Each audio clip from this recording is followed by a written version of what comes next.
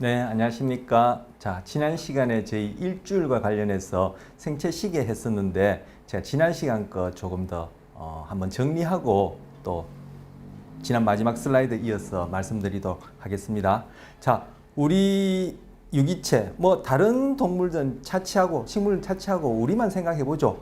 우리 같은 경우에 분명히 바디 타임, 체내 시계, 뭐 그 번역상의 차이니까 뭐 신체 시계, 몸의 시계 이렇게 얘기해도 되겠습니다. 그래서 체내 시계, 바디 타임이라는 것이 있다. 근데 그 바디 타임을 몇 시인지 알려주는 시계는 뭐냐? 그 시계를 생체 시계라 이름 붙이고, 영어로는 biological clock이 될 텐데 생체 시계를 이름 붙이고, 그런 시계는 어떻게 돌아가지? 그걸 얘기하는 것이 생체 시계의 기제가 되겠죠. 그래서 그 생체 시계에 해당하는 것을 살펴보니까 얘가 뭐 유전자 수준에서 이것이 뭐 밤낮에 따라, 즉 빛의 유무에 따라, 더 구체적으로는 빛의 강도에 따라 그 유전자가 활성화되고 또 꺼지고 이런 식으로 패턴이 반복되더라. 즉 리듬이 반복되더라. 그렇게 유전자가 켜지고 꺼짐에 따라 그 유전자가 만들어내는 단백질이 즉 축적되어서 농도가 높아지고 낮아짐이 또 밤낮에 따라 반복되더라. 그것이 결국은 어떻게? 바로 그 유전자가 발현되어지고 그 단백질이 축적되어지는 그 세포를 낮에는 밤에는 각각 활동을 달리하게 만들더라. 그래서 낮 동안 빛이 강할 때는 그 녀석들이 활동을 더 활발하게 하고, 결국 활동을 활발하게 한다는 것은 즉 그 세포, 뭐죠? 뇌에 있는 신경세포겠죠. 그 신경세포가 활동을 더 활발하게 한다는 것은 결국 활동 전이, 즉 전기 신호 중에 활동 전이라는 것을 더 빈번하게 일으키고, 그리고 밤에는 즉 빛이 없거나 빛이 약할 때는 그 활동 전이의 발생이 듬성듬성하게, 즉 빈도수가 줄어드는 식으로 이렇게 그 신경세포의 활동 수준이 또한 리듬을 보이더라. 뭐? 밤낮에 따라, 낮밤에 따라, 구체적으로 빛의 강도에 따라. 그런데 바로 그러한 신경세포가 어디 있느냐? 바로 지난 시간에 마지막 본 이 그림에서처럼 이렇게 식교차 바로 위 시상하부에 있더라. 그래서 그 세포들이 모여있는 부위를 이름 짓기를 식교차 위핵, 식교차 상핵 이렇게도 부르는데, 상자가 한자말이기 때문에 이제 위자를 이제 요즘은 고쳐 쓰는데 식교차 상핵, 식교차 위핵 좋습니다. 그래서 수프라키즈미틱 뉴클리어스라는 식교차 위핵이 바로 그러한 세포들이 모여 있는 곳이더라. 그리고 그것을 줄여서 SCN이라 불러요. 그런데 조금 전에 말씀드렸지만 유전자가 밤낮에 따라, 즉 빛의 유무, 아까도 말씀드린 더 구체적으로 빛의 강도에 따라 이것이 켜졌다 꺼졌다 한다 했죠. 그러면 그러한 빛이라는 신호가 없으면 어떻게 되느냐? 우리 몸의 시간이, 바디 타임이 자체적으로 돌아가는 그 바디 타임이 24시간보다 조금 길어서 24.3이나 24.4, 뭐 0.3.4가 중요한 거 아니지만 24시간보다 조금 길은 그러한 주기를 보이더라. 그것이 맨 첫 슬라이드에 나왔던 일주일이다. 그래서 처음 동영상 봤을 때 동굴 속에 들어가서 빛의 유무, 빛이 강하고 어둡고 없이 그냥 깜깜한 데 있으니까 일주일이 나타나더라. 자체적으로 대충 하루 시간, 일주일이 스케디한 리듬으로 대충 하루의 주기를 보이는 리듬이란 뜻이라 했죠. 그래서 대충 하루의 주기를 보이는 리듬, 즉 일주일이 나타나더라. 그 일주일 나타나는 것들 그때 쫙 나열했단 말이에요. 그보다 더 있겠죠. 아직 연구가 안 된 부분이기 때문에 이렇게 명시 안 했지만 더 있겠죠. 왜? 우리 모든 생리적 과정이 그런 리듬 하에 있으니까 일주일을 보이더라. 그리고 그러한 일주일들이 이후에 할 내용이지만 어떤 식으로든 문제가 생길 때, 즉 교란이 될 때 여러 가지 문제를 일으킨다 이런 얘기는 첫 슬라이드에서 말씀드렸었어요. 그런데 24시간보다 조금 길지만 그 자체 그 바디 타임이 보여주는 하루라는 것이 24시간 조금보다 더 긴 대충 24시간 뜻으로 일주일 스케디한 리듬을 보이지만 그렇게 동굴이나 그죠? 빛의 강도라는 신호를 받지 않는 곳이 아닌 동굴이 아닌 그 동영상에서는 이제 자기가 실험자가 되어서 이제 그렇게 이제 스스로 실험을 해봤다 했는데 그런 경우가 아닌 경우에는 우리는 결국 낮밤이라는 빛에 의해서 그죠? 낮이라는 밤이라는 그리고 빛의 유무, 달리한 빛의 강도, 즉 겹쳐진 결국 해가 뜨고 지는 것에 의해서 우리의 생체 시계가 거기에 맞춰져 있는 상태죠. 그런데 그걸 동굴 속에 들어가서 몇 달 지내다 보면은 그러한 해가 뜨고 지는 그런 신호가 없기 때문에 우리 자체적으로 돌아가는 일주일 리듬이 24시간 조금 더 되고 그에 따라 돌아가는 바디 타임, 신체 시계는 24시간보다 좀 길더라. 그런 내용이에요. 그 이제 동굴 속에서 그 보여줬던 그런 실험 내용이. 그런데 그런 거 아니고 저나 여러분아 일상에서는 우리 이제 태양시 앞에 슬라이드에서 그죠? 선타임 해가지고 뭐 태양시, 태양시간이라고 말씀드렸지 않습니까? 거기에 우리가 맞춰져 있는 거예요.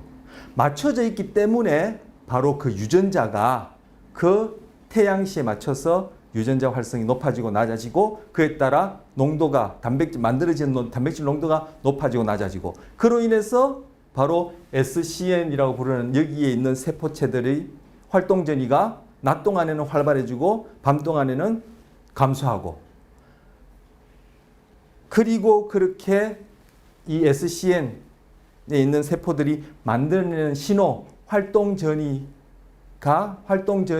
활발하다 또는 뭐 덜 빈번하다, 활발하다, 저조하다라는 이러한 신호가 어디 뇌의 각 부위에 보내졌고 그 뇌의 각 부위가 뇌의 기능뿐만 아니라 결국 우리 몸의 구석구석 생리적인 기능을 바로 어디 하루를 주기로 반복되도록 조절하는 거예요.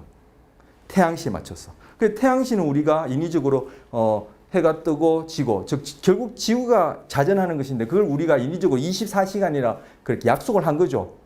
그 태양이 뜨고 지는 것을 24시간 주기로 뜨고 지는데 거기에 맞춰서 우리 바디 타임이 24시간을 주기로 돌아가도록 바로 생체 시계인 이 식이요차 상해 안에 있는 세포들이 신호를 만들어내어서 뇌의 각 부위에 보내주면은 뇌의 각 부위가 또 거기에 맞춰서 기능하고 리듬을 생성하고 그에 따라 뇌의 기능들이 오르락내리락 할 테고 우리가 구체적으로 살펴볼 것은 바로 이제 수면과 각성이 그 예가 되는 것이에요.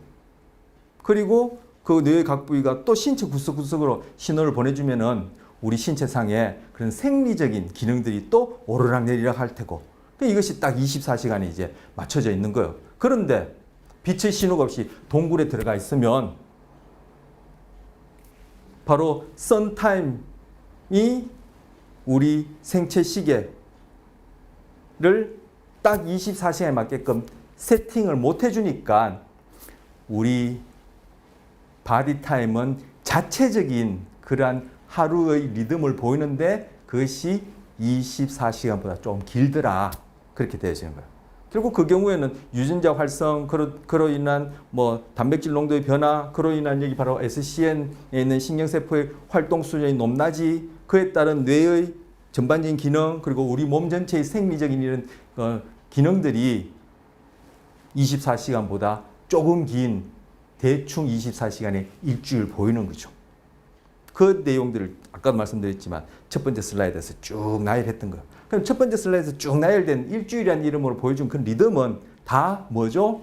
바로 생체 시계라는 이 시계, 즉 세포로 얘기하자면 식이요차 상액을 구성하고 있는 이 뇌세포의 명령에 따라 딱 지휘, 진두되어지는 것이고 그리고 이 뇌세포, 생체 시계라 불릴 수 있는 이 뇌세포는 어떻게 바깥 태양시 선타임 24시간에 딱 맞춰져 있는 것이죠.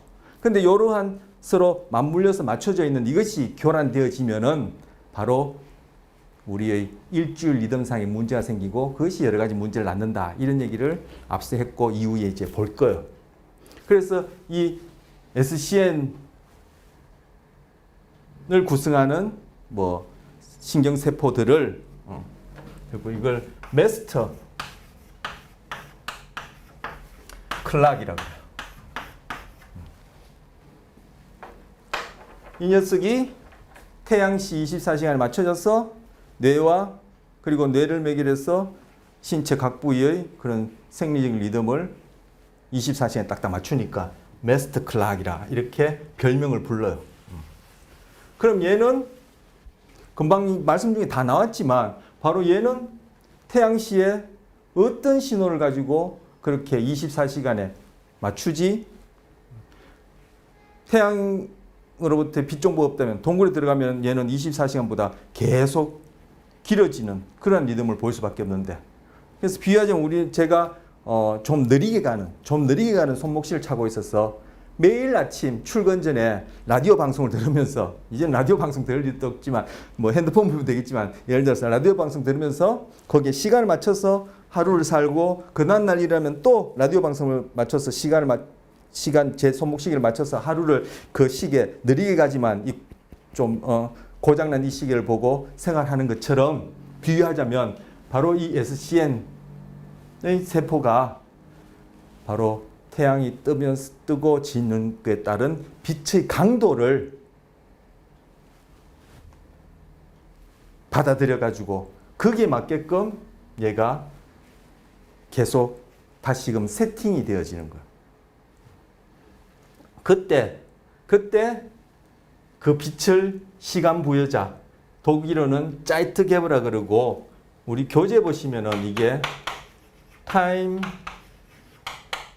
기버 이렇게 써놨어. 타임 기버, 그렇죠? 그래서 이걸 번역해서 시간 부여자인데 이게 짜이트게버가 바로 이게 타임 기버라는 뜻의 도구예요. 근데 짜이트게버를 많이 썼기 때문에 제가 그대로 옮겼고요. 바로 이런 시간 부여자가 금방 말씀드린 빛인데 그 중에서도 어떤 빛? 바로 단파장. 우리 시각할 때 중파장, 단파장, 장파장 배웠었죠. 바로 그 단파장에 해당하는 빛이에요. 단파장에 해당하는 빛은 우리가 색채로서 지각할 때는 뭐요? 푸른빛으로 지각하죠. 그래서 푸른빛으로 우리가 경험하죠. 그래서 여기 블루라이트라 그러는 거예요. 그래서 단파장 빛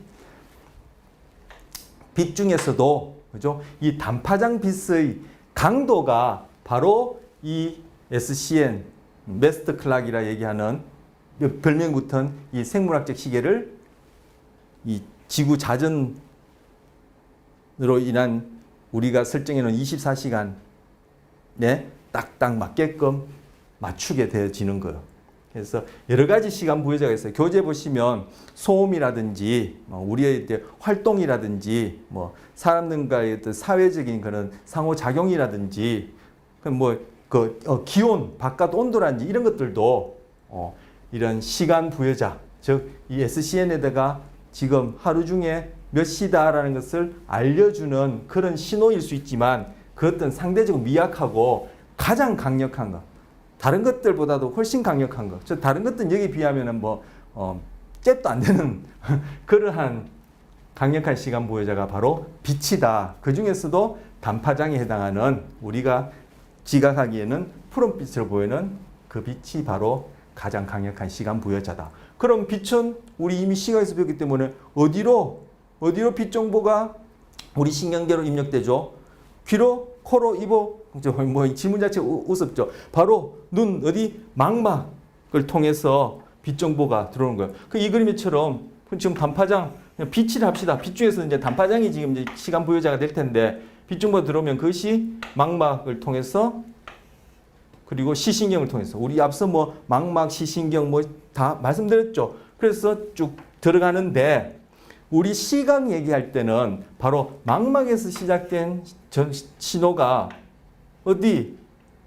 시상으로 간 다음에 시상에서 바로 이 그림에 또 보여지고 있습니다만 바로 후두엽에 1차 시각 피질로 갔었죠. 그 다음째 거기서 배측 경로를 가든지 복측 경로를 가든지 함에 따라 시각 경험이 나뉜다는 걸 했었는데 지금 이 식교차 상액, 즉 SCN에다가 시간 부여자 역할을 하는 이 빛정보는 마찬가지로 당연히 망막에 그걸 거쳐서 시신경을 타고는 어디로? 곧장 시상합으로 들어가 버려요. 곧장 시상합으로 들어가 버려요.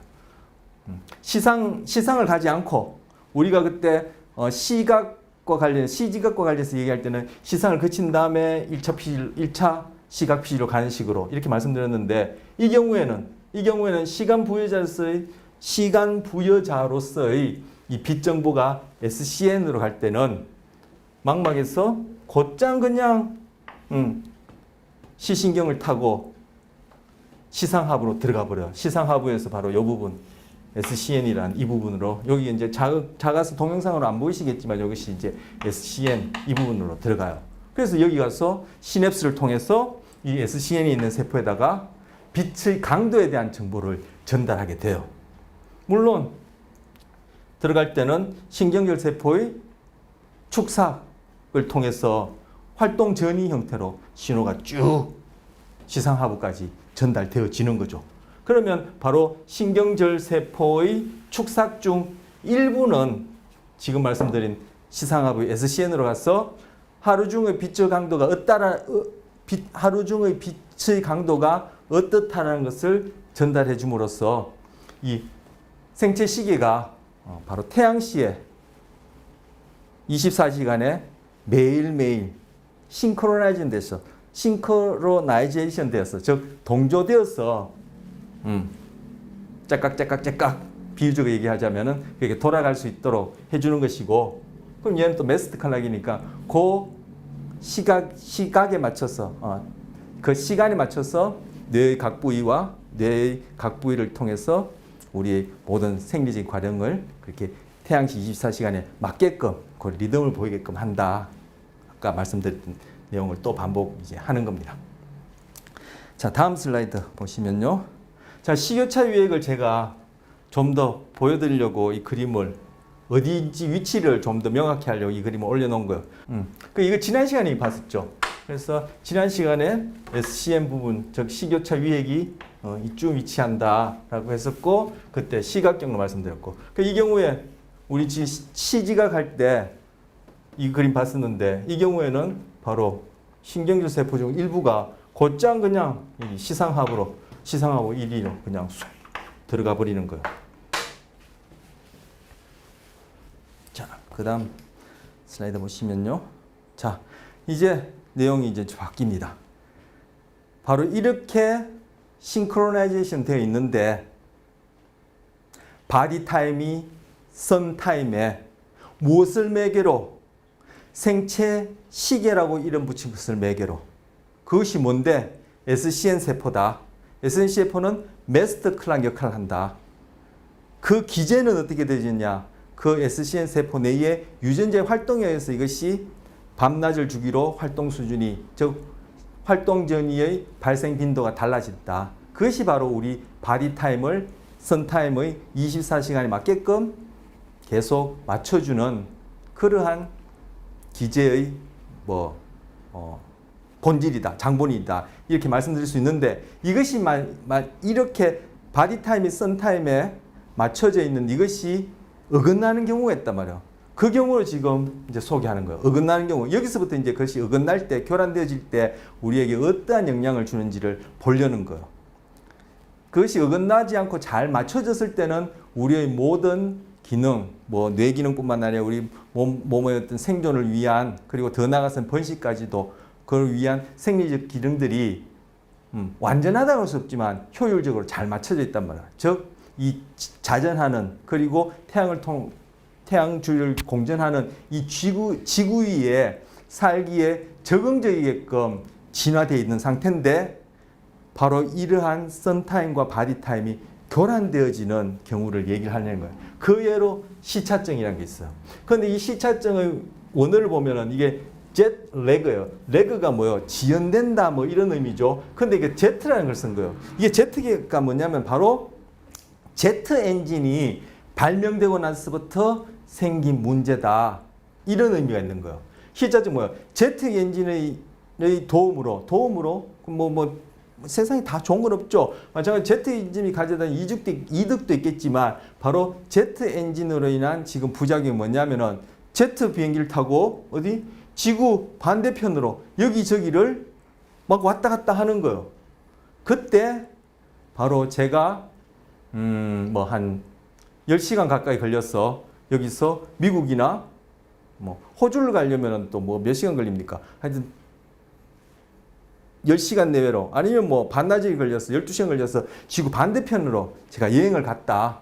그런데 제 현재 바디 타임은 제가 지금 살고 있는 이 한국 서울의 태양시에 맞게끔 SCN이라는 마스터 클락이란 또는 생물학적 시계를 통해 딱 세팅이 되어 있는데 제가 비행기를 타고 한 10시간 만에 미국에 또 가니까 미국 시간은 내 몸은 한국 시간으로 비유하자면 지금쯤 제가 출발한다. 그러면은 제 몸은 밤 10시쯤에 맞춰졌어. 지금 리듬이 맞춰졌는데 미국에 腾내리니까 거기는 밤 10시가 아니라 어떻게 되나요? 지금 계산하려니까 금방 안 떠오르는데 하여튼 거기는 한국 시간처럼 밤이 아니라 다른 시간대더라 하면은 그 지역의 선타임하고 저희 바디타임이 어긋나 버리는 거죠. 이게 바로 시차증이에요. 그래서 여기 보시면 오후 7시에 뉴욕에서 출발했어요. 그래서 오전 7시에 런던에 도착했어요. 여기서는 뭐 뉴욕에서는 오전 2시예요. 그러면 오후 7시에 출발해서 뉴욕의 오전 2시가 되게끔 날아갔다는 얘기는 7시, 3시, 5시, 7시. 그러니까 7시간 만에 뉴욕에서 7시간 동안 비행기를 타고 제트 비행기를 타고 런던에 도착했단 말이에요. 그럼 내 몸은 지금 뉴욕에서 사는 동안에 바디타임이 뉴욕의 선타임에 그렇게 바이올로지컬 클락을 매개로 딱 세팅이 되어 있는데 이쪽으로 7시간 만에 휙 날아오니까 런던은 지금 뭐요? 오전 7시예요. 그 제 몸은 지금 오전 7시 런던의 오전 7시라는 선타임에 제 몸이 맞춰져 있지 않죠. 세팅되어 있지 않죠. 우리가 뭐 시계도 그죠? 요즘은 뭐 어떤지 모르겠습니다. 예를 들어서 이렇게 돌려서 맞추는 뭐 시계 같은 경우에 우리가 여행을 가면은 그 현지 시간 공항에 내리면 그 현지 시간 보기 맞추잖아요. 말 그대로 이렇게 맞춰야 되는데 우리 몸은 그렇게 털커덕 금방 안 맞춰진단 말이에요. 즉 바이올로지컬 클락 또는 그 생체 시계인 SCN 세포가 금방 그 태양 시에 맞게끔 철커덕 맞춰지지 않는단 말이에요. 우리가 돌려서 맞히듯이 이것이 시간이 거기에 적응하는데 그 지역의 태양 시에 세팅되어지는데 한동안 시간이 필요하단 말이에요. 그럼 그동안에는 뭐예요? 바로 우리가 그 여행한 경우 이 경우에는 런던이 될 텐데 런던의 선타임과 내 몸의 바디타임이 어긋나 있죠. 이게 바로 시차증이에요. 그걸 바로 젤레그라 얘기하는 거예요. 자, 여기 보시면 동쪽의 시간이 서쪽의 시간보다 더 앞서간다. 동쪽으로 6개의 시간대를 가로질러 여행하는 사람은 비행기에서 잠들었다가 일어나야 하는데 그때는 도착지에는 아침이지만 출발지는 밤이다. 즉 내 몸은 출발지인 뉴욕의 새벽 2시에 맞춰져 있는 바디타임인데 런던에 가서 공항에 내리니까 거기는 뭐 아침 7시더라는 거예요.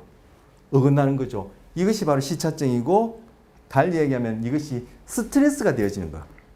지금 뒤에 나오는 얘기는 시차증이라는 이름으로 또 다른 이름을 살펴보자. 이건 결국 뭐예요? 우리 몸에 어떠한 변화를 요구하고 달리 얘기하면 우리 몸이 뭔가 새로운 적응을 요구하는 그러한 상황이에요. 이것이 바로 스트레스거든요. 단계 스트레스가. 우리는 좁은 의미의 스트레스를 많이 일상적으로 얘기를 하는데 이게 결국 스트레스인 거예요. 결국 지금 보려는 내용은 스트레스로 인한 여러 가지 부작용을 본다. 이렇게 제너럴하게 보시면 되고 우리 수면 끝나면 이어서 할 내용이 바로 스트레스 그리고 스트레스와 떼놓을 수 없는 정서 중의 불안을 이제 다루려고 하는데 그것과 연결해서 생각하시면 되겠어요. 제가 또 일부러 그렇게 준비도 했고 자 그래서 다음 이제 이 슬라이드는 뭐냐면은 금방 시차증 그렇게 내 몸에 시차증이란 이름의 그러한 증상을 그러한 뭐랄까 이거 뭐 질병이라도 얘기할 수도 없고 그 시차증을 내가 겪고 있을 때, 겪고 있을 때 어떤 현상이 나타나냐? 피로하다. 여러분 뭐 해외여행 해보신 분들, 시간대가 많이 다른 해외여행을 해보신 분들 피로 느끼시죠? 그것이 몇 주, 몇 달 가요. 연세가 드신 분들은 그것이 뭐 몇 달을 지나고 그 1년을 지나도 그게 안 맞춰지는 사람이 있어요. 그 여행 간 그곳에 또는 이민 간 그곳에 살러 간 그곳의 태양시랑 내 바디타임이 안 맞춰지는 사람이 있어요. 왜? 연세 드시고 뭐 노화 또는 다른 이유로 그런 어떤 뇌기능, 신체적인 기능이 뭐 상대적으로 건강하지 않으면 맞추기 힘들겠죠. 뭐 제가 차고 있는 손목 시계가 워낙 고장이 나가지고 아침마다 이거 뭐 라디오 듣고 출근하지 시간 맞춘다 하더라도 그죠? 몇 시간 만에 직장 가서 보면 이게 그죠? 써 있거나 너무 빨리 오히려 더 늦게 가거나 빨리 가거나 지멋대로 가면은 이게 제가 이 시계를 보고 하루를 생활하기 불편한 것처럼 비유적으로 보자면 근데 어린아이들은 그렇게 현지시에 자기 바디타임이 선타임에 맞춰지는 게 좀 더 효율적으로 빨라요. 어쨌든 가 있는 동안 그것이 빠르든 느리든 간에 어쨌든 그동안에 우리는 뭐 피로를 느낀다요. 바로 스트레스라는 피로죠. 내 몸과 뇌에 그죠? 내 이 유기체 전체에 뭔가 그 환경이 변화를 요구하고 내 몸이 그 환경에 적응하기를 요구하는 거예요. 바로 스트레스 상황이에요. 수면 부족도 일어나요. 일단 시간이 바뀌었으니까 낮에 막 졸리고 밤에 자려고 하면 그쪽 간 곳에 이민을 갔든지 여행 간 곳에 그 시간에 맞춰서 자려고 하면은 말똥말똥하죠. 왜? 내 몸은 지금 출발한 서울 시간에 아직까지 맞춰져 있기 때문에 서울은 지금 대낮인 거예요. 그러니까 잠도 안 올 뿐만 아니라 잠을 자더라도 수면 부족이고 거기에 밝은 곳에서 그 여행 가거나 살러 간 그곳의 밝은 곳에서 즉 밝은 시간대 낮에 또 잠을 청가 보면은 또 졸려서 잠을 자지만 그게 또 밤에 자는 것처럼 숙면이 아니거든요. 서울에서의 밤에 자는 것처럼 숙면이 아니기 때문에 그런 것들이 수면 부족을 가져오고 당연히 스트레스로 인한 가장 일반적이고 대표적인 증상이 우울이에요. 그리고 변덕이라 써놨는데 달리하면 이게 뭐요? 정서를 얘기를 하는 거. 정서 또는 감정이 될 텐데 우리 정서하고 감정은 어떻게 다른지 결국 뭐 정서 감정이 뭐요? 이게 조절이 잘 안 된다는 얘기예요. 이 변덕이라는 뜻이.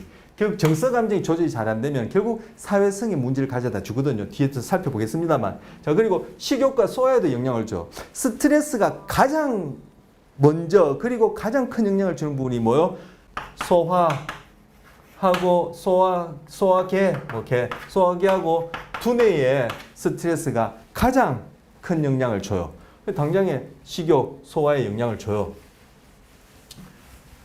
그리고 자는 동안 숙면을 해야지 자는 동안 숙면이 안 된다든지 그리고 밤을 샌다든지 하면은 우리 위장 안에서 분비되는 그렐린이라는 호르몬이 있어. 이 그렐린이라는 호르몬이 분비되면은 식욕이 생기거든요. 그래서 잠을 정상적으로 자고 숙면을 하는 것이 다이어트에도 도움이 돼요. 그렇지 않고 깨어있다든지 수면을 정상적으로 하지 않으면은 위 안에서 그렐린이라는 호르몬이 분비되어 가지고 이것이 혈액을 타고 뇌의 어디 시상하부에 또 도달하면 시상하부가 지금 생물학적 시계와 관련해서도 기능을 하는 세포들이 있지만 식욕을 조절하는 세포들도 거기에 있고 체온을 조절하는 세포들도 시상하부에 있어요. 그래서 식욕을 조절하는 세포에 이 그렐린이라는 호르몬이 거기 가서 작용을 하게 되면은 우리가 먹고자 하는 바로 그런 동기, 욕구가 생겨요. 그러면 이제 잘 자고 숙면한다는 것이 정상적으로 규칙적으로 자고 숙면한다는 것이 결국은 그죠? 체중 조절, 뭐 다이어트, 뭐 비만을 방지하거나 뭐 이렇게 비만을 어떻게 한다 할까 뭐 관리하는데도 도움이 되는 거죠. 그런 측면에서 이게 뭐 시차증이 영향이 있다는 거. 그래서 지금 시차증이라는 이름으로 살펴보지만 결국은 이게 다 스트레스다 이렇게 생각해도 무관하다는 얘기 아까 말씀드렸고 아까 말씀드릴 때 소화하고 뭐죠? 두뇌에 가장 큰 영향을 준다 했죠. 그 두뇌에 영향 주니까 집중력이 안 생기는 거예요. 학생이 만약 이렇다 뭐 공부 소위 우리가 얘기하는 그런 책상 앞에서 책 펴놓고 하는 이러한 뭐 서술기억이라고 들어보셨습니까? 하여튼 우리 의식적인 어떤 과정을 요구하는 이러한 공부가 잘 되겠어요? 집중력이 없는데. 그리고 운동 능력도 우리 앞서 일주일 중에 운동 능력도 일주일을 보인다고 했죠.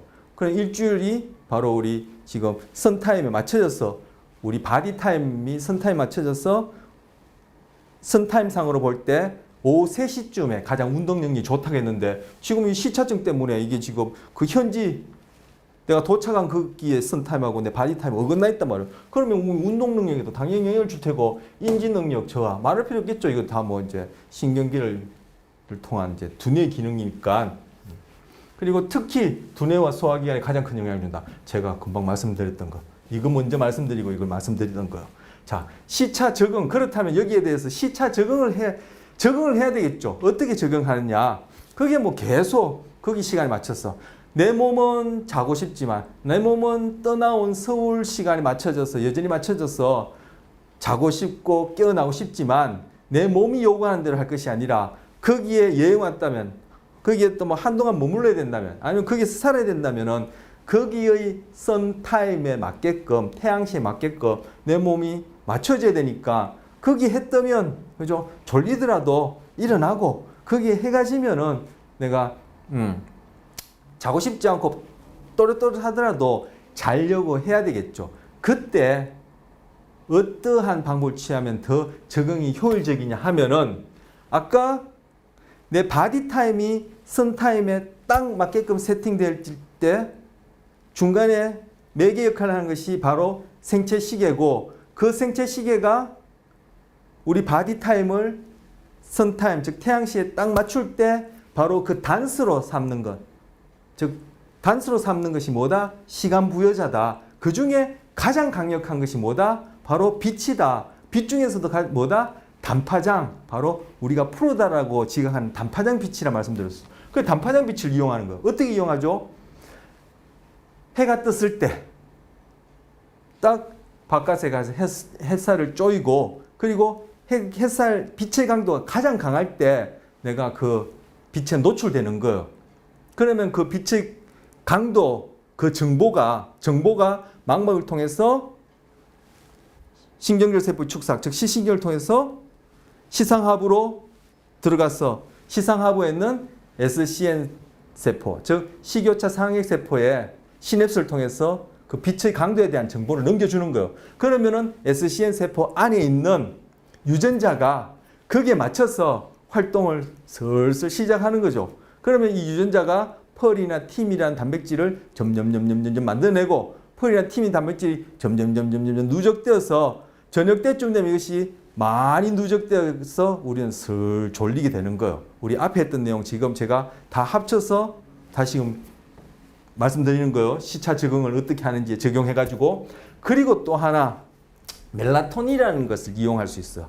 자, 해가 떴다 하면은 일광욕하러 나가는 거예요. 그리고 한창 빛의 강도 강할 때, 그죠? 졸린다고 집안에서 어두운 곳에서 잠을 청하지 말고, 그죠?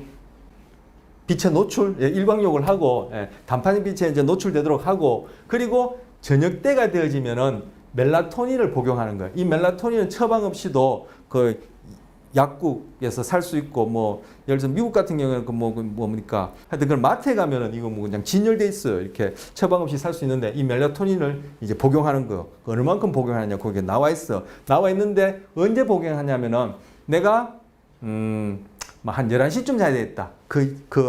내가 적응하려고 하는 그 곳에 밤 11시쯤 자야 되겠다면은 한 2시간 전, 뭐 3시간 전, 2-3시간 전에 멜라토닌을 그게 적정 복용량이 이제 나와 있을 텐데 그걸 드시게 되면은 이것이 도움이 돼요. 멜라토닌은 낮 동안에는 멜라토닌이 조금 분비되다가 서서히 밤이 되어지면은 멜라토닌이 많이 분비되었다가 또 새벽녘이 가까워지고 아침이 되면 멜라토닌 양이 감소해요. 즉 멜라토닌의 분비량도 바로 이것이 일주일의 리듬을 보여요. 그래서 얘는 정상적이다. 뭐 제가 이제 뭐 미국으로 이민을 가기 전에 한국에 있을 때는 이 멜라토닌 분비량이 바로 한국의 이 태양시에 맞춰서 낮에는 조금 분비되고 밤에는 많이 분비되고 해서 24시간 리듬에 보이게끔 태양시에 딱 맞춰져 있는 거죠. 그런데 제가 미국으로 이민 가서 산다. 털컷 갔더니만 하루가 지나고 3일이 지나도 내 몸은 그대로 서울에서처럼 그죠? 내 바디 타임의 낮 시간 동안에 멜라토닌이 조금 분비되고 내 바디 타임의 밤 시간 동안 많이 분비되어지는 이런 식이 되어서 지금 그 현지 시기에 내가 지금 적응을 못하고 있는 시차증을 겪고 있다. 그럴 때 아까 말씀드린 대로 빛을 이용하기도 하지만 동시에 멜라토닌을 저녁 때쯤 드시면 그 미국에 내가 살고자 하는 그곳의 밤 11시쯤 나는 취침하고 한 8시간 자고 그 다음날 7시에 일어나기 원하면은 11시에서 한 2시간 전에 한 9시쯤 돼서 멜라토닌을 드시면 그것이 체내에 흡수돼서 농도가 높으니까 각성 수준이 이렇게 떨어지면서 수면을 하게 됩니다. 그래서 멜라토닌을 이 빛과 같이 이용해서 사용하면은 시차 적응해서 그 현재 시간에 빨리 적용할 수 있고 그리고 수면 각성에 도움이 되어지고 결국 멜라토닌 같은 경우는 이제 수면제, 수면 유도제랄까 이게 자체가 수면제는 아닌데 이게 수면을 도와주는 그러한 이제 호르몬제예요. 근데 이 멜라토닌이 어디서 분비되냐면은 뒤에서 볼 내용인데 좌뇌 우뇌 이렇게 있고 우리 뇌 안에는 체액이 채워져 있는 공간들이 있어. 스페이스가 있어요. 뭐 공간이라 얘기할까? 공간은 비어있다는 뜻인데, 근데 스페이스가 있어. 그것을 뒤에서 보겠습니다만 뇌에 있는 방이다 해서 뇌실이라 불러요. 뇌실. 그래서 뇌실 안에 채워져 있는 액체를 뇌척수액이라 불러요. 뇌액이라 부르지 않고 왜 뇌척수액이라 부르냐면은 척수 안에도 작은 관 안에 그런 체액이 채워져 있기 때문에 같은 액체이기 때문에 뇌척수액이라 불러요. 바로 여기서는 척수는 조금밖에 안 보여주는데 여기 지금 이렇게 동영상을 보이시는지 모르겠습니다만 요 작은 관이 있는데 여기 이제 척수로 이어져서 여기에 이제 뇌척수액이 차이게 되는 거죠. 즉 체액이 차이게 되는데 지금 그건 잘 안 보이고 지금 뇌에서 보면은 이 부분 이 부분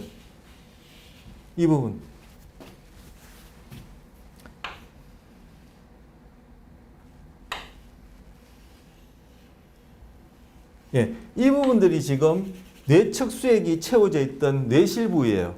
근데 지금 이제 반을 딱 잘라놨기 때문에 지금 이제 요 오른편 이 경우에 오른편에 뇌실 부위만 조금 보이고 있는데 바로 이 뇌실 중에 오른쪽에 하나 왼쪽에 하나 있고 그 다음 째 그것이 이렇게 합쳐지는 뇌실이 있어요. 그래서 오른쪽에 하나 왼쪽에 하나 두 개니까 이렇게 합쳐지는 요 부위를 제3뇌실이라는데 이 제3뇌실이 어디냐면은 바로 요게 시상하부고 우리 지금 얘기하는 거 시상하부 중에 스시엔을 얘기하고 있는데 시상하부고 시상하부 바로 위에 있는 것이 시상이라는 얘기는 지난 시간에 했었죠. 그래서 시상하부라 부른다 했는데 시상하부고 시상인데 바로 시상하부와 시상이 요것도 양쪽에 있단 말이에요. 시상이 이렇게 양쪽에 있단 말이에요. 양쪽에 시상이 요게 요 부위 제 주먹이 여기 제 주먹이 시상이라면은 요 시상이 양쪽에 있는데 요 시상 양쪽에 있는 시상 요 사이가 제 세 번째 뇌실이에요. 그래서 지금 요 부분이 제3 뇌실에 해당해요. 여기가 오른편에 있는 뇌실이에요. 지금 왼편에 있는 건 지금 왼쪽 뇌는 지금 잘라내고 없으니까 우리가 지금 볼 수 없고. 근데 제3 뇌실 바로 뒤편에 지금 여기 보면은 선을 딱 지시선을 꺼서 여기 표시돼 요 부분이다라고 가르치는데 저도 봐서 여기 또렷하게 보이진 않아요. 근데 위치상으로는 바로 여기에요. 제3뇌실 바로 뒷부분 요 지시선이 보이는 요 부분이 뭐냐면은 바로 여기가 파이니얼 글랜드.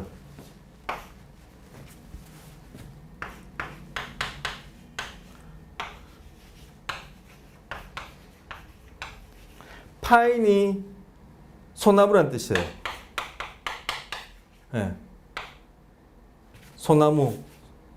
그 파이니얼 하면은 형용사가 됐고 글랜드는 분비선이라는 뜻이에요. 그래서 이것이 소나무 열매처럼 생겼다 해서 그죠? 파이니얼 글랜드에서 송과선 소나무 열매처럼 생긴 분비선에서 송과선 이렇게 부르거나 아니면 솔방울샘 이렇게 불러요.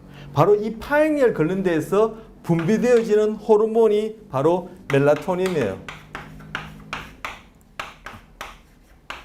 멜라토닌이요. 그런데 이 파이니얼 글랜드에서 분비된 이 멜라토닌이 바로 생물학적 시계, 즉 로서 메스터 클락을 역할을 하는 SCN으로부터 신호를 받아가지고 낮에는 멜라토닌을 조금 분비하고 점점 빛의 강도가 약해지고 뉘엿뉘엿 해가지고 저녁이 되면은 멜라토닌이 점점 많이 분비되면서 우리가 밤이 되어지면은 슬 각성 수준이 떨어지면서 졸리게 되는 거예요. 그래서 이 멜라토닌이 그런 주기를 보이는데 내가 뭐 시차증이 있다 하는 경우에는 당장에 시간 부여자로서 가장 강력한 빛을 이용해서 거기에 내가 살고자 하는 곳에 해가 뜰 때 일광욕하고 그 빛이 제일 강할 때 일광욕하고 그리고 멜라토닌은 내가 자고자 하는 그 시간대에 맞춰서 한 2-3시간 전에 미리 먹고 이것을 일정 기간 반복하게 되면은 그냥 그렇게 하지 않고 내 몸이 바디 타임이 그곳에 선타임에 맞춰지는 것보다 훨씬 효율적으로 빨리 시차를 적응할 수 있다. 그러면 이러한 어떤 그런 부작용이랄까요? 시차증으로 인한 이런 것들은 빨리 극복이 되어지겠죠. 그걸 얘기를 한 거예요. 그래서 뭐 이 단파장 빛을 이용할 때는 뭐 빛이 가장 강한 빛의 강도가 이제 빛 정보가 될 텐 여기 그 매스터 클락을 다시 세팅하는 정보가 되어지는데 뭐 그쪽에 제가 이제 살고자 하는 곳에 맞춰야 되니까 해가 뜰 때 탁 가서 빛에 노출되어지고 그리고 내가 자기 전에 2-3시간 전에 멜라토닌을 복용하고 이렇게 하는 게 가장 효율적이겠죠. 자, 언제 어느 시기에 이용한다. 금방 몇 차례 말씀드렸습니다. 자, 그런데 이 시차 적응이 이런 식으로 하지 못하거나 아니면 시차 적응을 늘 겪는다. 어떤 경우 우리 교재에 보면은 항공기 승무원들 국내선을 이렇게 타고 다니는 분들이 아니라 아까 뭐 뉴욕에서 런던 이것처럼 또 런던에서 또 어느 곳으로 뭐 제가 해외여행 경험이 많아서 어느 곳으로 가야지만이 뭐 시간이 그렇게 그죠 밤낮이 바뀐 만큼 될지 모르겠지만 하여튼 왔다 갔다 하는 거예요. 뭐 그래서 뉴욕에서 런던 가서 거기에서 한 일주일 정도 지내다가 또 런던에서 또 다시 뉴욕으로 또 뉴욕 가서 또 딴 데 한 일주일 지내다가 또 다른 곳으로 또 이렇게 시간대가 밤낮이 바뀌는 곳으로 간다. 일주일 만에 이것이 금방금방 적응되나요? 이 시차 적응을 위해서 단파장빛 즉 해 뜰 때 나가서 일광욕하고 자기 전에 멜라토닌을 먹는다 하더라도 일주일 만에 몸이 그냥 바디 타임에 선 타임에 척척척 우리 손목시계 맞추듯이 척척척 맞춰지나요? 그렇지 않죠. 그럼 그런 분들은 계속 시차증을 겪는 거예요. 계속 지속적 시차증을 겪는 거예요. 그럼 뭐요? 만성 스트레스를 겪는 거예요. 그럼 뭐요? 지속적으로 높은 코르티졸은 우리 뒤에 가서 뭐 정서 스트레스 얘기할 때도 잘 살펴보겠습니다만 이미 뭐 지난 학기에 그 신경계 얘기하면서 자율신경계, 교감신경계 얘기하면서 말씀드린 적도 있는데 코티졸은 대표적인 스트레스 호르몬이에요. 이 코티졸이. 그런데 이 코티졸 우리가 내 몸의 변화를 가져다 주는 것, 즉 환경의 어떤 적응을 요구하는 스트레스 상황에서는 코티졸이 분비되는 것이 일시적으로 분비되는 것이 오히려 우리 몸의 대사작용도 원활하게 하고 에너지도 넘치게 하고 뇌기능도 도와줘요. 더 정보처리를 잘하게끔 도와줘요. 그런데 이것이 너무 많은 양이 급격하게 분비된다든지 대표적인 예로 PTSD 같은 경우에 그렇고요. 그리고 아니면 금방 말씀드린 그런 경우나 또는 뭐 우울은 뭐 스트레스랑 가장 일반적이라고 말씀드릴 수 있는데 뭐 우울한 경우라는 것은 계속 스트레스를 겪는다고 볼 수 있는데 그런 만성 스트레스 같은 경우에 코티졸이 계속 일정 수준 이상으로 분비되는 거죠. 그래서 일시적이더라도 너무 많이 분비되거나 아니면 일정량이 계속 만성적으로 지속적으로 코티졸이 분비되어지면은 이 코티졸이 그때는 우리 몸과 뇌에 아까 말했던 특히 이제 두뇌가 또 가장 스트레스 영향을 받는 부위 중에 하나라 얘기했는데 뇌에 영향을 주는데 악영향을 준단 말이에요. 뭐 뇌세포를 실제 공격한다는 표현은 은유적이고 하여튼 뇌세포를 망가뜨려요. 그래서 뇌세포를 망가뜨리는 것 중에 하나가 바로 이 이마 쪽에 있는 전전두 피질에 있는 세포들도 망가뜨리지만 이것도 뒤에 가서 뭐 스트레스 할 때 살펴볼 때는 망가뜨리지만 바로 여기서는 해마를 망가뜨려요. 그래서 해마 부피가 감소돼 있어요. 그래서 금방 말씀드린 대로 그렇게 국제선을 타는 그런 항공기 승무원들 대상으로 실제 혈액 검사해 보니까 혈내에 높은 코티졸이 오랫동안 계속 지속되고 그분들이 뇌 영상을 찍어 보니까 해마가 다른 사람보다 작더라는 거예요. 그럼 이 해마는 여러분 이렇게 아시는 분도 계시겠지만 바로 기억 저장에 중요한 역할을 한단 말이에요. 그래서 바로 이 사람들이 겪는 것이 기억 손상이라는 그러한 증상을 겪고 달리하면 뭐요? 기억 상실증, 기억 장애가 있어. 이거 다 지금 항공기 승무원의 경우에, 자, 항공기 승무원의 경우 또는 항공기 승무원이 아니라 하더라도 또 다른 경우로 시차증을 만성적으로 겪는 경우에 나타나는 현상인데 이 현상 내용인 즉슨 이게 뒤에서 우리 수면 끝나고 다루게 될 스트레스로 인한 그러한 증상하고 똑같이 일치해요. 이런 현상이 시차증으로 나타난다 말씀드렸고, 자, 그 다음 내용은 사회적 시차증이에요. 자, 여기 보시면 제트래그란 말을 붙였어요. 그대로 제트래그를 붙였는데 이건 은유적으로 쓴 거죠.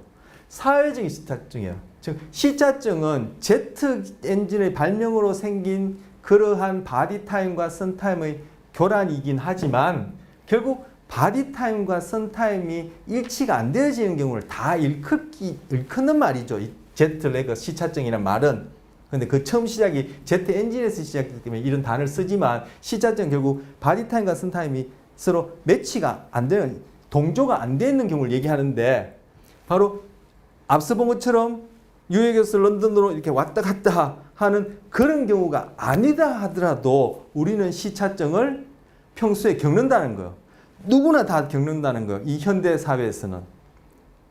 과거에 정말 해가 뜨면 일어나고, 그죠? 해가 지면은 잠자리에 들고, 정말 이 자연 속에서 그냥 융화되어서 바디타임이 선타임에 딱 싱크로나이제이션, 즉 동조화된 그런 때가 아닌 소위 인간의 그런 강력해진 손의 힘으로, 이 손이라는 게 이제 결국 우리의 어떤 통제력이라 할까요? 그런 은유적으로 썼는데 우리의 힘이 강해지다 보니까 결국 선타임에 맞추기보다는 우리가 서로 상대적으로 약속한 사회적인 시간에 맞춘다 이거죠. 해가 뜨지 않은데도 일어나서 근무를 하러 간다든지, 해가 졌는데도 불을 대낮같이 환하게 켜놓고 뭔 또 일을 한다든지, 이런 것들은 뭐예요? 바로 우리가 사회적으로 우리가 만들어낸 그런 시간에 내 바디 타임이 안 맞춰지는 경우죠. 그 경우를 바로 사회적, 소셜이라는 말을 붙여서 사회적 시차증 이렇게 부르는 거예요. 이 용어 자체의 의미가 전달되었습니까? 그래서 그걸 제가 간단하게 얘기하자면 체내 시간, 즉 바디 타임과 사회적 시간, 소셜 타임 간의 비동조예요. 제트 비행기를 타고 휙 날아갔더니만 그 지역에 선타임하고 태양시하고 저 바디타임하고 체내 시간이 안 맞았어요. 근데 이 경우는 우리가 사회적으로 만들어 놓은 어떤 그런 시간, 소셜 타임이 나의 바디타임하고 안 맞는 거예요. 내 바디타임은 이곳에 태양이 뜨고 지는 선타임에 맞춰져 있는데 이 바디타임하고 우리끼리 약속한 소셜 타임이 안 맞아서 결국 시차증을 겪는 거예요. 뒤에 겪는 거예요. 자, 이런 사회적 시차증을 겪을 때 우리가 경험하게 되는 부작용. 앞에 거랑 대동소예요. 제가 그래서 제목이 바뀌었기 때문에 다시 나열한 건데 결국은 앞서 봤던 시차증에서의 그러한 부작용이랄까, 부작용 아니면 스트레스라는 경험이랄까 이렇게 얘기해도 된다고 했죠. 경험이나 지금 사회적 시차증에서 겪는 이 경험이나 똑같아요. 자, 만성 수면 부족, 사회적 시차증을 계속 겪는 거죠. 아까 항공기 승무원이나 또는 다른 이유로 늘 선타임과 바디타임이 교란되어 줄 수 있는 그러한 상황이 지속되면 만성이 된다고 했는데 우리가 사회적 시간하고 저희 바디타임이 늘 교란되어 있는 그런 경우가 있단 말이에요. 대표적인 예로 뒤에 살펴보겠지만 교대 근무하는 거죠. 밤 근무하는 사람들. 바로 밤 근무하고 있고 하는 그러한 사회적인 시간에 맞추다 보니까 내가 살고 있는 여기의 태양시에 맞춰진 이 바디 타임이 바로 그 사회적 시간하고 교란되는 거예요. 그럼 그 사람은 밤근무하는 동안에는 늘 시차증을 겪는 거죠. 꼭 비행기 타고 날아가서 제트 비행기를 타고 날아가서 시차증을 겪는 거나 마찬가지로 사회적으로 겪는데 그것이 어떻게 만성이라는 얘기예요. 그래서 만성적 수면 부족, 기분, 아까 정서에 영향을 준다 했죠. 그리고 우울증, 기분 우울증, 정서 우울증하고 스트레스 같이 따라다니고 우울증은 바로 그죠? 바로 정서상의 문제, 즉 기분하고 또 뗄래야 뗄 수 없죠. 그리고 통증에 민감해져요. 몸이 아프면 심적으로도 괴롭죠. 즉 달리 얘기하면 스트레스죠. 뭔가 지금 질병, 또 다른 이유로 아프다는 것에 내 몸이 반응, 변화, 적응해야 되니까. 그런데 심적으로 힘들다, 즉 스트레스를 겪으면 몸이 더 아파요. 그래서 스트레스 때 동일한 통증을 겪는다 하더라도 스트레스 때, 즉 스트레스 경험을 우리가 하고 있을 때는 다른 경우보다 스트레스 경험을 더 많이 하고 있을 때는 더 아프게 느껴져요. 그래서 몸과 마음이 소위 몸과 마음 별개가 아니라 하나인 거죠. 그래서 몸이 아파도 몸이 더 아프고 몸이 아파도 마음이 더 아프고, 말이 좀 꼬이는 것 같은데, 그래서 몸이 편안하면 마음이 편안하면, 즉 스트레스를 덜 경험하면은 똑같은 강도라도 덜 아프게 느껴지는데 이 경우는 만성 스트레스예요. 아까 시차증은 스트레스의 일종이다 이렇게 보시면 무난하다고 그랬죠. 무난한 것이 바로 스트레스 일종이에요. 시차증을 겪는다는 것은 바로 스트레스를 겪는다는 것인데, 바로 이런 경우에 만성적으로 사회적 시차증을 겪으면 이 통증에 대해서도 민감도가 계속 높아져 있는 거예요. 그래서 조금만 아파도 심적으로 더 힘들게 여겨지니까 그게 또 스트레스가 되어지고, 그것이 또 결국은 신체적으로, 정서적으로, 그리고 또 각성과 수면에 영향을 줘서 계속 악순환을 거린 거예요. 그리고 앞서도 봤지만 집중력 봤었지만 바로 학습 능력에도 영향을 주는 거죠. 앞서 봤을 때 집중력에도 영향을 주고 인지 능력을 저하시킨다 했잖아요. 그 여기서도 마찬가지로 학습 능력에 영향을 주죠. 그리고 정서가 잘 조절되지 않으면은 당장의 사회성에 영향을 줘요. 여러분이 사회성 결국 뭐죠? 우리는 혼자가 아니라 나 이상의 개체 둘 이상의 관계가 결국 사회가 될 테고, 그 안에서 일어나는 상호작용이 사회적인 활동, 사회적인 적응, 그 안에서 얼마만큼 적응을 잘하느냐가 사회성이 될 텐데, 바로 이런 사회적인 활동, 사회성은 다름 아니라 정서예요.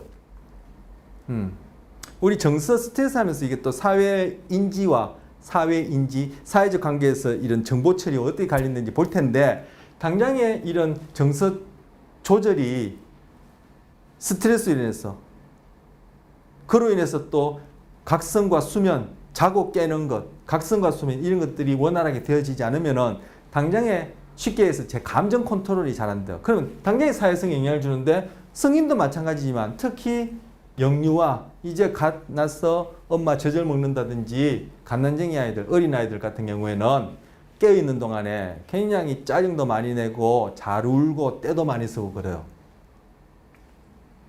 얘들이, 제가 여기 참고로 놨지만 얘들이 영유아들이 밤근무를 할 일도 없고 그죠? 밤에 일어나서 일을 해야 될 일도 있고 깨어날 일도 없는데 얘들은 사회적 시차증을 겪지 않겠죠. 근데 제가 왜 넣어놨냐면은 이 아이들이 엄마 뱃속에 있을 때, 태내에 있을 때 엄마가 그런 밤근무가, 야간 근무가 아니더라도 그런 극단적인 그런 사회 시차증을 일으킬 만한 그런 경험이 아니더라도 엄마가 이 바디 타임이 선 타임에 딱 싱크로나이즈 동조가 되어서 각성과 수면 이외의 모든 그런 생리 리듬이 24시간 주기로 리듬을 잘 보이고 한다면은 모르겠는데, 엄마가 어떤 이유로든 그죠? 깨어나고 자는 것 뿐만 아니라 몸의 전체적인 생리 리듬이 이것이 규칙적으로 일어나지 않고, 자는 것도 들쑥날쑥, 깨어나는 것도 들쑥날쑥, 그죠? 길게 잤다가 짧게 잤다가, 자는 시간도 왔다 갔다, 깨어나는 시간도 왔다 갔다, 먹는 것도 하나의 시간을 알려주는 그러한 역할을 한다고 했죠. 빛이 물론 제일 강하긴 하지만 이 먹는 것도 먹었다 안 먹었다, 정해진 시간대에 먹는 것이 아니라 뭐 늦게 먹었다 일찍 먹었다 이렇게 해서 불규칙해지면 태내에 있는 이 아기도 엄마의 바디 타임에 그대로 동조되어서 얘도 불규칙한 리듬을 생리적인 리듬을 보여요. 근데 걔가 그래서 나중에 태어나면은 얘가 먹고 자고 하는 시간이 규칙적으로 잘 안 되어지고 엄마가 그때 규칙적으로 잘 해보려고 해도 그게 잘 안 되어져요. 그래서 엄마가 임신했을 때 자고 깨고 그 이외에 이런 활동이라든지 우리 생리 리듬이 규칙적으로 된 경우는 태어난 아기도 자는 시간에 자고 먹을 시간에 먹고 깨는 시간에 깨어나고 이렇게 리듬이 되어지는 리듬을 규칙적으로 보이는데 그렇지 않은 아기는 얘가 자는 것도 그죠? 들쑥날쑥하고 엄마 아빠 잘 시간에 안 자고 깨어나서 막 그죠? 울어제치고 뭘 그러고 또 뭐 낮 시간에는 또 뭐 짐작할 수 없게끔 대중 없이 막 자고 이런 식으로 되어져요. 그런 애들 같은 경우는 당장에 아까 말씀드렸듯이 이 감정 조절이 안 돼요. 우리는 감정적으로 우리 의식적으로 한다지만 사실 우리는 의식화되어지는 다 무의식의 과정의 산물이거든요. 그래서 어른도 마찬가지지만 얘들도 그것이 정서가 알고 모르는 관계없어요. 그것이 조절이 안 되어져서 애 키우기가 다루기가 본인도 괴롭고 부모도 애 다루기가 굉장히 힘들어져요. 걔들도 결국 엄마와의 관계가 사회죠. 두 개체 이상의 관계는 사회예요. 얘 영유아 같은 경우에 당장에 그런 사회성에 영향을 줘요. 즉 엄마와 또는 아빠, 즉 부모 자식 간의 그 영유아들이 보여주는 그런 사회성의 관계가 사회성인데 그게 영향을 준다는 얘기예요. 성인뿐만 아니라. 자, 공감 능력도 떨어져. 의사결정력도 떨어져. 자, 공감한다, 의사결정한다. 이거 뭐예요? 바로 사회적인 관계에서 일어나는 일이죠. 내 마음대로 한다. 내 마음대로 나 혼자서 살 수 있는 곳은 없어요. 무인도에 간다 해도 내 마음대로 안 되죠. 거기에 환경에 적용해야 되고 거기에 있는 동식물들로부터 피하든지 잡아먹든지 어떤 식으로든 상호작용을 해야 되는데 그럼 무인도가 아닌 경우에는 사람과의 관계는 어쩔 수 없이 하게 돼요. 그럼 나 혼자 살 때 의사결정도 자유롭지 않은데 우리가 인간끼리 사람들끼리 모여있을 때 의사결정이라는 것은 다 사회적인 관계 속에서 의사결정일 수밖에 없어요. 정말 어떻게 인공적으로 내 마음대로 할 수 있는 곳에 있다면은 또는 그러한 경우가 있다면은 의사결정이 필요 있나요? 내 마음대로 하면 되는데 그것은 무슨 의사결정이 필요해요. 그죠? 근데 의사결정 한다는 얘기는 결국 뭐예요? 제가 이 얘기를 왜 하냐면 의사결정 한다는 것은 바로 사회적인 관계를 얘기하는 거예요. 사회적인 상호관계를 얘기하는 거예요. 그리고 공감은 두말할 필요 없이 사회적인 관계죠. 그래서 지금 공감이든 의사결정이든 다 뭐예요? 사회성과 관련되고 사회적인 상호작용, 사회적 인지와 관련되는데 사회적 인지의 토대는 뭐냐면 정서예요. 근데 정서가 이렇게 일주일 리듬이 바디 타임이 어떤 식으로든 정상적으로 굴러가지 않고 이것이 교란되어질 때 가장 먼저 영향을 받는 것 중에 하나가 정서의 문제다 라고 말씀드렸고 그런 정서의 문제는 바로 사회성에 영향을 준다라는 얘기를 지금 여기서 이걸 가지고 하는 거예요.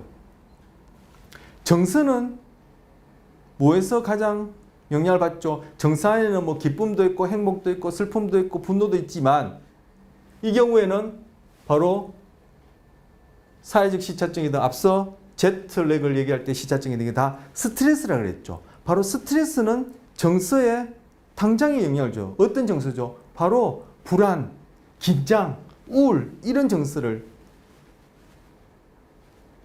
바로 유발한단 말이에요. 그런 것들이 결국 우리 정서 조절을 힘들게 하고 그것이 바로 사회성에 영향을 준다 이 얘기를 지금 하는 거예요. 그 중에서도 특히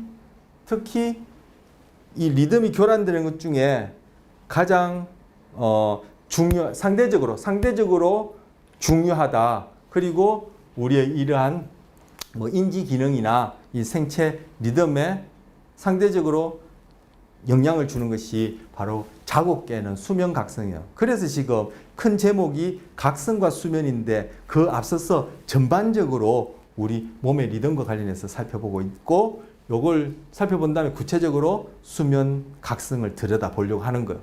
자, 그리고 면역 시스템에 영향을 줘요.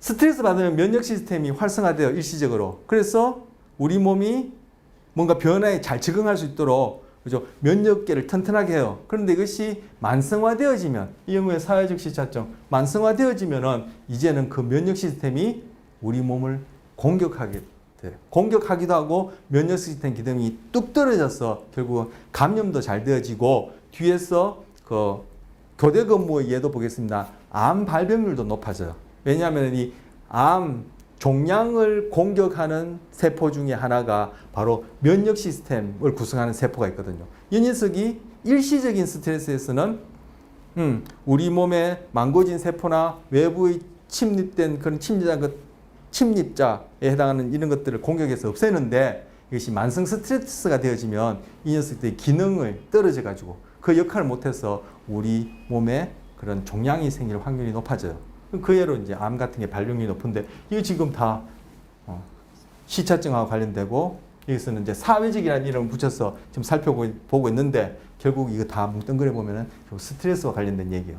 그리고 알츠하이머병, 당뇨병, 심혈관 질환, 뇌졸중 발생률도 높아져요.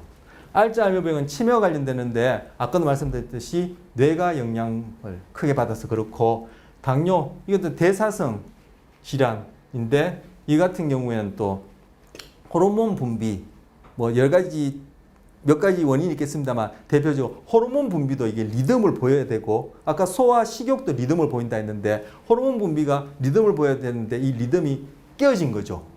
바디 타임이 소셜 타임으로 인해서 이 바디 타임이 선 타임과는 어긋나 버린 거예요.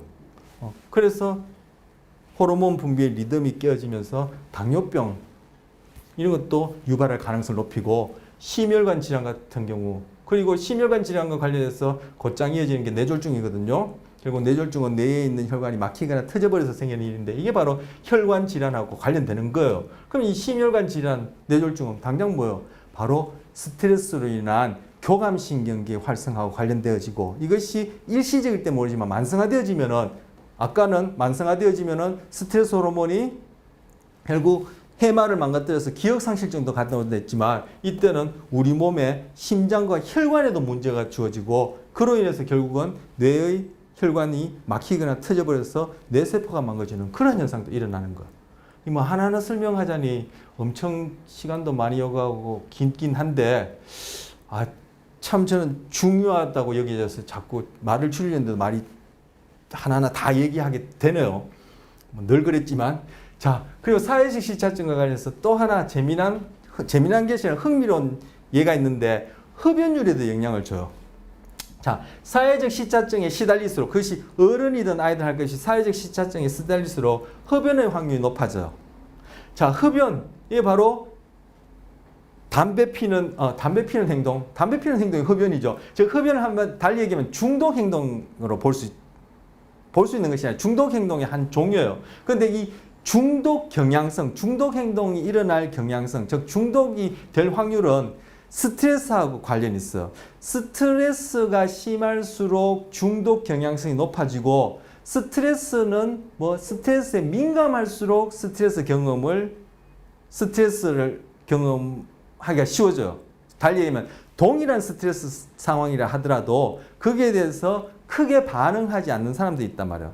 그런데 동일한 스트레스 상황이라 하더라도 아니면 미약한 어떤 스트레스 상황이라 하더라도 내가 그게 민감하게 반응하게 되어지고 그것이 나한테 크게 스트레스로 경험되어진다면은 그것이 또 만성화되어지고 지속되어진다면은 만성화나 지속이랑 같은 말이죠. 되어진다면은 나는 어딘가에 중독될 경향성이 높아요. 그 중독될 경향성이 높은 대상 중에 하나가 흡연이에요. 그래서 사회적 시차증에 시달릴수록 흡연 확률이 높아져요. 즉 사회적 시차증은 아까 스트레스라고 지금 누누이 말씀드리고 있죠.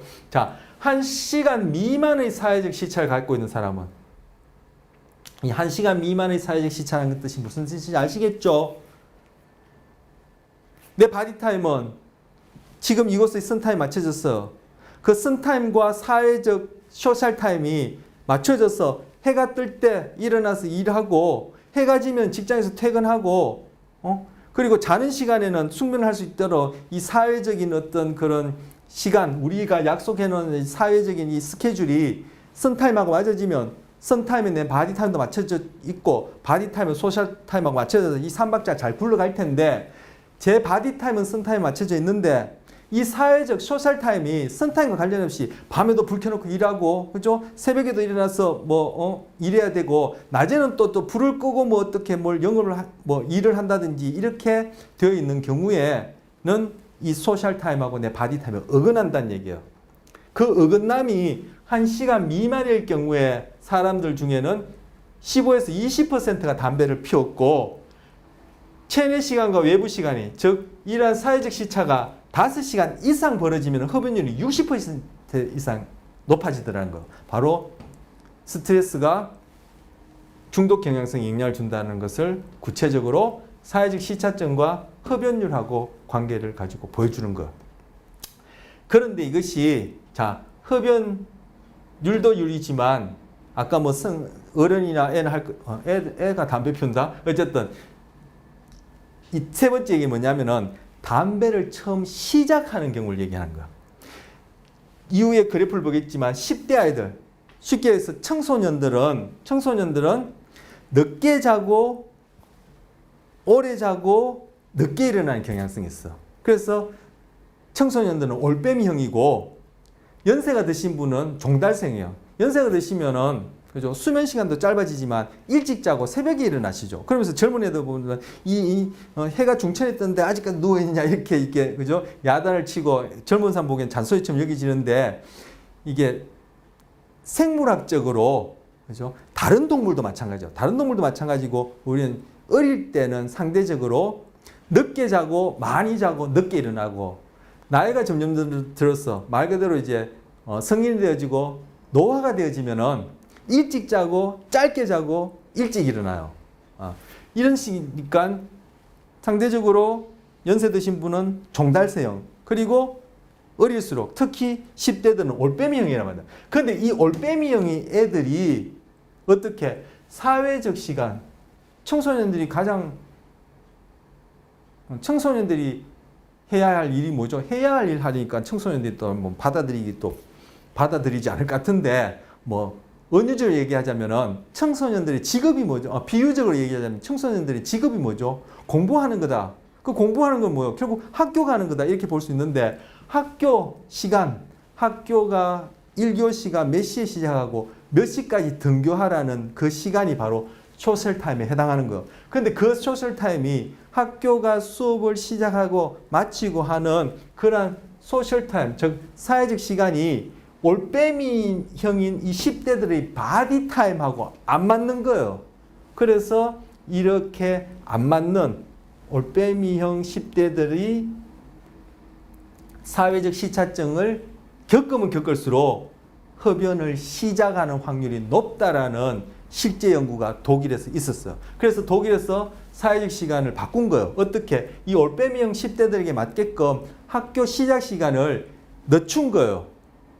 한 10시가량으로 제 기억으로는 늦추니까 얘네들이 뭐 뒤에 나오고 있습니다만 학업 성적도 높아지고 출석률도 높아지고 그리고 흡연율도 낮아지고 하는 것들을 오랜 기간 동안 그렇게 연구해서 밝혀낸 게 있어. 이런 식으로 영향을 준다는 얘기예요.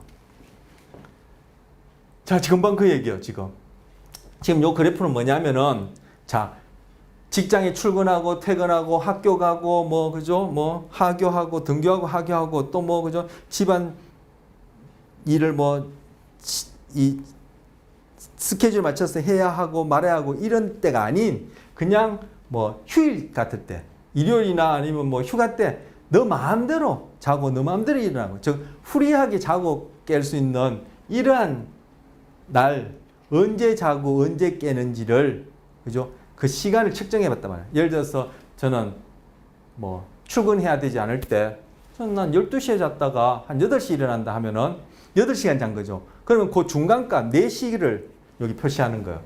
무슨 말인지 아시겠어요? 그래서 내 마음대로 자고 깰 수 있는 그러한 때, 그러한 날에 또는 그러한 날에 언제 자서 언제 일어나는지 그 전체 시간 중에 중간 시간을 다 표시해 본 거예요. 그래서 파란 선은 이것이 여성이고 나와 있는 여성이고 빨간 선은 남성이에요. 근데 약간 차이가 있지만 전체적인 패턴은 어때요? 이렇게 보이죠.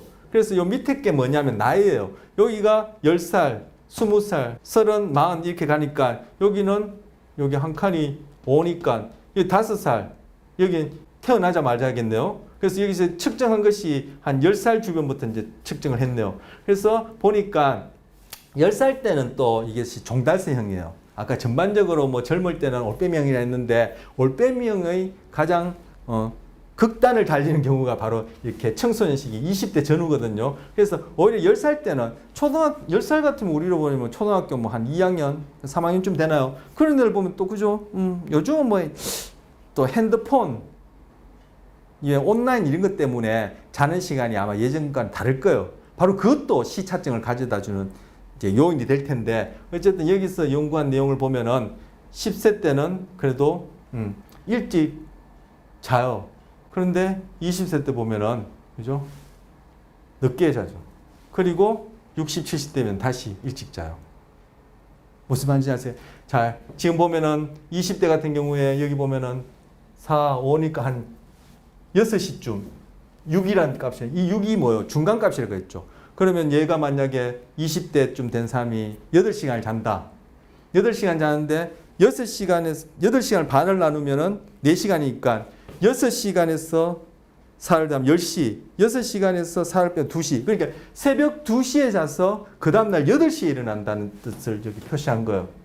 그래서 새벽 2시에 자서 8시에 일어나니까 8시간 잤다. 그 중간값을 4로 나누니까 6시 해서 지금 6시에 표시한 거예요. 이 그래프 이해하시겠습니까? 그래서 후리하게 잘 때 그게 몇 시간을 자든 그 시간 중간값을 다 찍어 보니까 20대 때, 즉 이렇게 20대 전후반 때 가장 늦게 자더라. 그리고 여기서는 자는 기간 몇 시간 자는지 여기 표시한 게 아니에요. 그래서 바로 20대 때 뭐 올빼미형이 고 나이가 많거나 그보다 적을 때는 종달새형에 가깝다.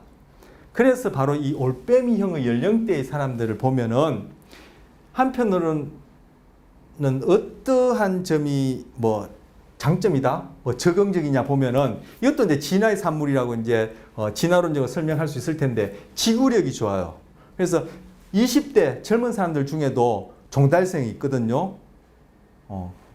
이건 전반적인 패턴이고 20대 안에서도 종달새형과 있고 올빼미형이 있는데 20대 안에서도 종달새형보다는 올빼미형이 지구력도 좋고 장시간 동안 주의 집중력도 좋고 밤샘 근무라든지 밤새서 공부를 한다고 할 때 같은 나이 20대를 하더라도 올빼미형이 훨씬 더 잘해요.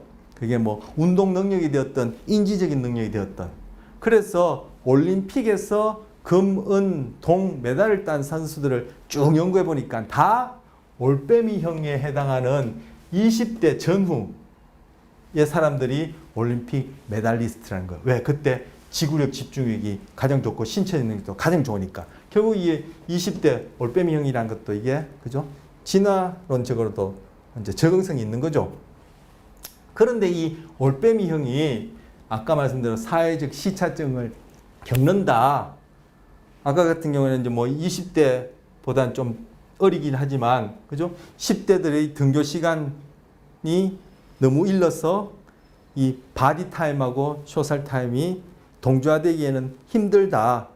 왜? 내 바디 타임은 여기에 지금 현재 선 타임, 태양시에 맞춰져 있기 때문에. 그렇게 되면 그것이 장기적인 사회적 시차증, 만성 스트레스를 겪게 되고 그것이 아까 말씀드린 대로 흡연율이라든지 학습 능력이라든지 사회성이라든지 신체적 질병이라든지 정서라든지 이런 것들이 다 영향을 주게 된다. 이렇게 말씀드렸던 거예요. 자, 하나 여기 첨가하면은 뭐 너무 내용이 많고 제가 너무 상세하게 말씀드린 것 같아서 뭐 첨가가 아니라 뭐 첨가가 아니라 빼야 할 판인데, 자, 같은 20대 올빼미형이라 하더라도 너무 늦게 자고 그리고 너무 많이 자고 늦게 일어나게 되면은 또 우울증이나 정서와 관련된 문제를 유발하기가 쉬워요. 그래서 그냥 무작정 많이 자는 것도 안 좋다 이거죠. 그래서 올빼미형이라도 너무 극단적인 올빼미형은 젊은 사람들 같은 경우에 뭐 연세 드신 분이나 어린 분들도 마찬가지겠지만 젊은 사람을 대상으로 연구해 봤을 때 올빼미형이라도 너무 심한 올빼미형 같은 경우에는 정서적인 문제나 우울증을 유발하는 경우가 있다. 아까 우울증은 가장 대표적인 스트레스로 인해서 일어나는 증상 중에 하나이기도 하고, 그리고 정서라는 것은 뭐하고 관련된다 했죠? 뭐하고 관련된다고 했죠? 바로 사회성, 사회인지하고도 관련돼요. 그럼 20대가 뭐예요? 20대 전후가 학교도 사회이긴 하지만 이제는 학교를 벗어나서 정말 뭐 대학 또는 정말 이제 성인의 어떤 사회에 합류하는, 즉 사회적 적응을 해야 될 시기인데 그때 사회성이 떨어진다. 공감 능력이라든지 아까 살펴본 대로 이러한 의사결정력이라든지 그 다 묶어서 사회적인 상호작용, 사회 인지력이 자기도 모르는 사이에 부지불식간에 이러한 이유로 그런 것도 영향을 받는다. 결국 그것들이 부적응을 낳을 수 있겠죠. 그 부적응을 낳으면 그것이 결국 또 스트레스가 되어지고, 그것이 결국은 또 이렇게 아까 스트레스 호르몬이니 또 소화기니 뇌니 해가지고 영향을 주어서 그것이 또 악순환을 그리게 되고 이러한 일들이 일어날 수 있다는 거. 자, 등교 시간 아까 말씀드렸던 거예요. 여기서 독일 고등학생들 같으면 이제 뭐 한창 17, 18, 19 바로 20대 바로 그 전후죠. 등교 시간을 늦춰봤단 말이에요. 왜? 올빼미형이니까. 그래서 바디타임 맞게끔 늦춰주니까 출석률도 좋아지고 성적도 좋아지고, 여기는 의욕, 제가 참고문은 그대로 옮겼는데 이 참고문은 뭐냐면은 저희 교재가 아니라 시간을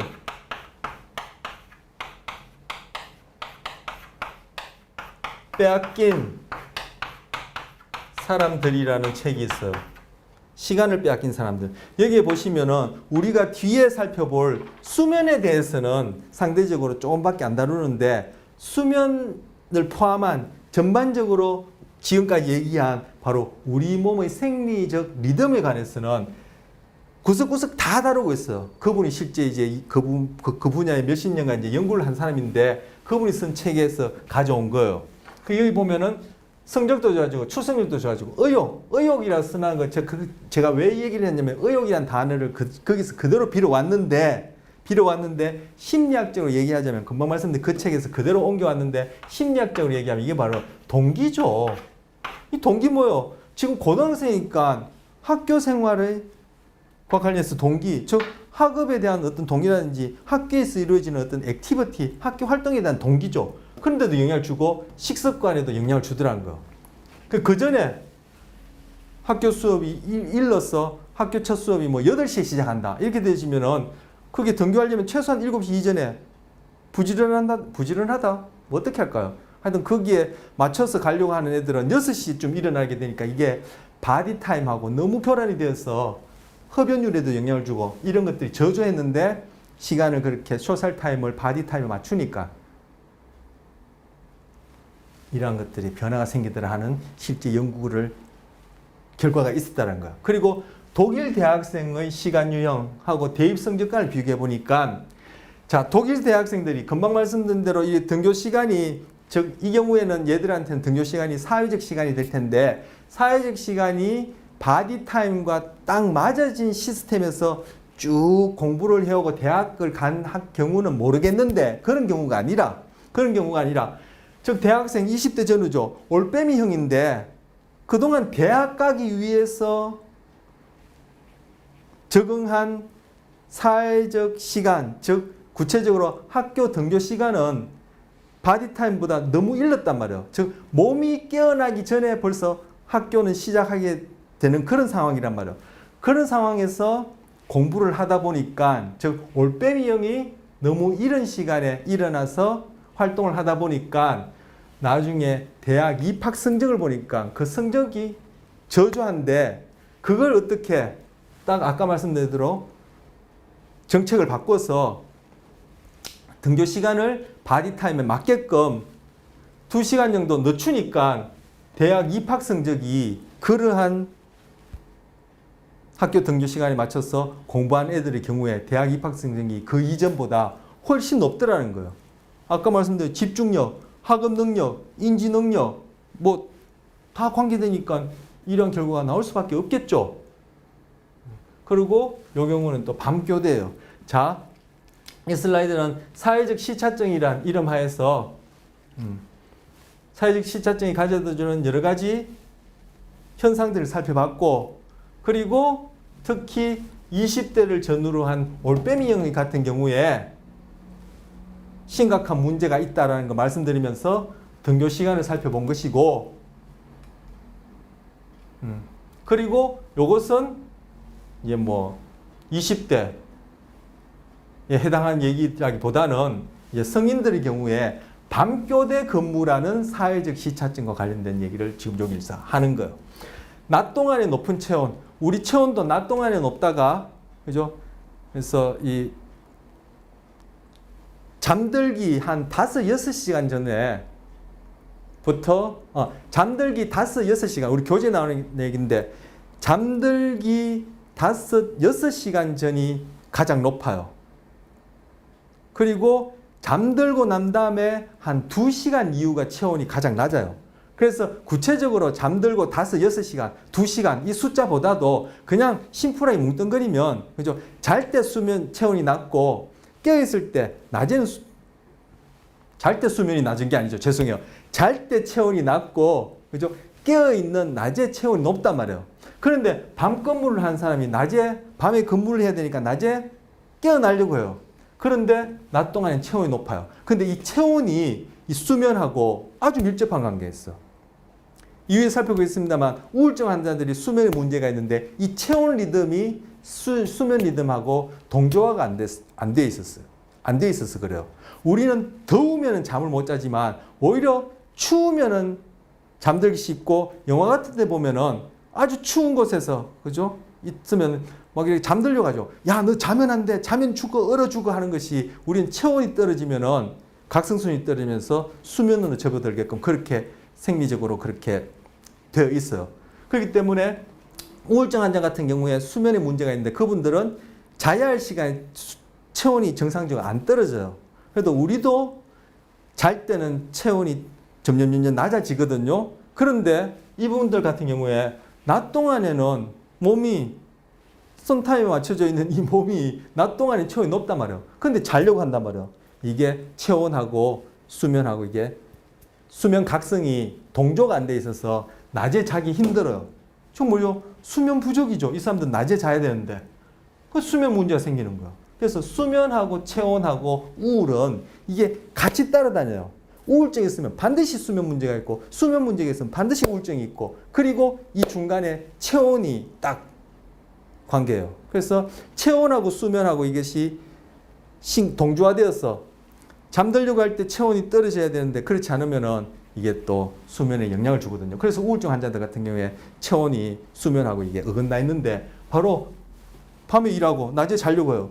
체온이 높아요. 잠이 안 오죠. 그래서 수면 부족이 되는 거죠.